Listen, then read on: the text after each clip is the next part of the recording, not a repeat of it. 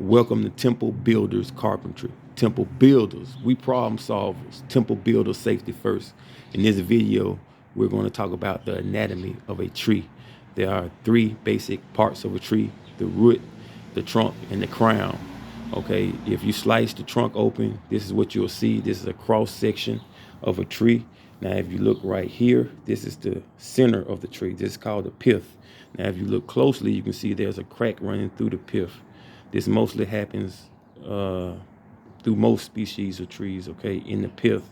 Okay, the pith would not be a desirable area to get boards from because of this exact example right here, okay?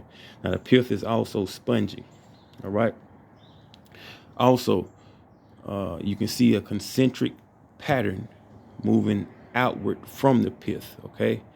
These are your annual rings, okay? Your lighter colored annual rings are your spring growth, and your darker colored annual rings are your summer growth, okay? And by counting your annual rings, you can get an approximation of the age of this tree, all right? Also, moving from the pith outwardly all the way around this log is something called rays or medullary rays. All right, medullary rays store food and also transport nutrition throughout your tree. All right, and the medullary rays run perpendicular to your annual rings so that they make a mesh or a grid pattern. All right, which gives this tree its rigidity.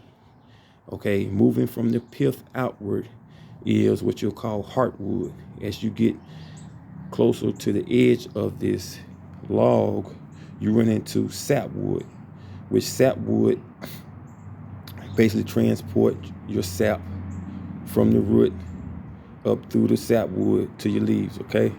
Your heartwood is inactive, all right?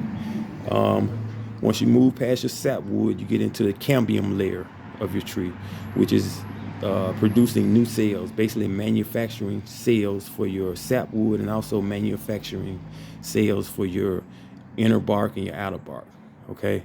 Your inner bark and your outer bark are for protection for this tree, okay?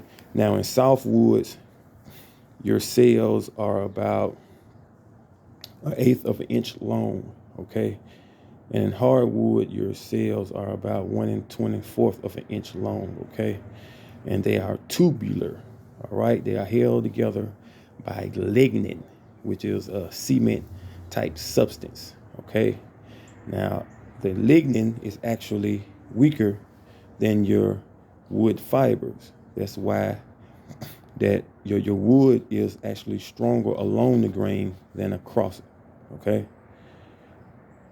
If you like this information, hit the like button, subscribe, hit the notification bell, become my apprentice, Temple Builders.